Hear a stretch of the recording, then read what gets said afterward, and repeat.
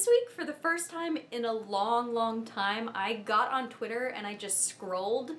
And while I was on there, I noticed this thing start to happen. There were so many people on Twitter celebrating victories and talking about hardships. There were people who I've known for years where we used to be at the same point in our publishing journeys, and they are now much farther ahead than I am. And then I was happy for those people, but also I kind of felt like maybe I wasn't a good writer and I wasn't trying hard enough.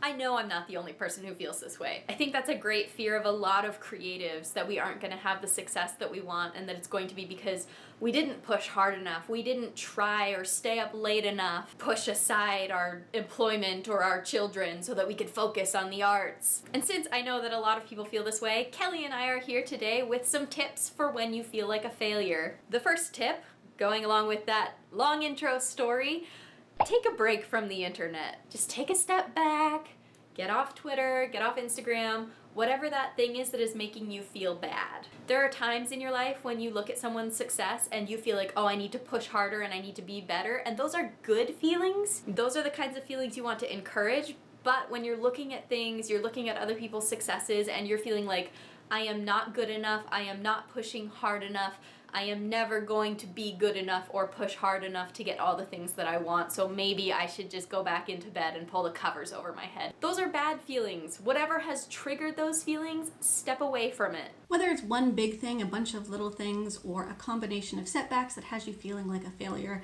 it's not only okay, but so important to give yourself the time and space you need to acknowledge these feelings so that you can move forward. You're probably feeling some combination of frustration, being let down, wishing you'd done things differently, just disappointment all around, and that is totally okay and normal. We've all been there, and it's part of the process on sorting through what you've gone through, what you're feeling, and figuring out how to move forward. And if you're feeling really ambitious, you can also let someone you know and care about in on how you're feeling as well, so that they can remind you of all of the awesome things you've done and what your journey has been to get to the point where you are now. Find ways to surround yourself with things that are inspiring for you. Read a new book. Binge watch that series on Netflix that you've been really wanting to watch. Talk to the writing friends you're closest to. Maybe read a book on the craft of writing. Definitely work on a Pinterest board or a Spotify playlist, because those are necessities. Maybe I'm wrong, but I'm pretty sure that Stephen King said Pinterest is the same as actually writing. At least when you're feeling like a failure and need a break. Once you've given yourself all the time you need to take a step back and process everything you're feeling, the best thing you can do is start looking to the future, because everything that got you to this moment and how you're feeling right now, that's already in the past, but what your future holds is still big, bright, beautiful, and exciting, and figuring out how you're going to get there can be so motivating.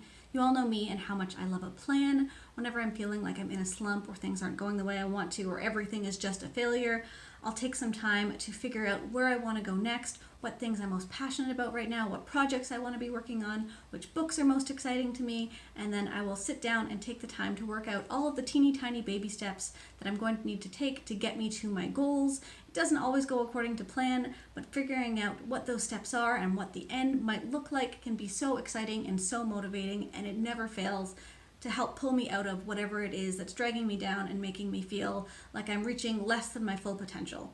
Even if it's not something we talk about very often, failure is part of the process for all of us, and getting through all of the feelings and just mental disasters that come with it can really just suck. But you are going to get through this, and there is one last tip, just in case all of these other ones haven't been working for you. There's a way to get out of your own head, get yourself moving, and just feel a little better. It's time for an emergency dance party.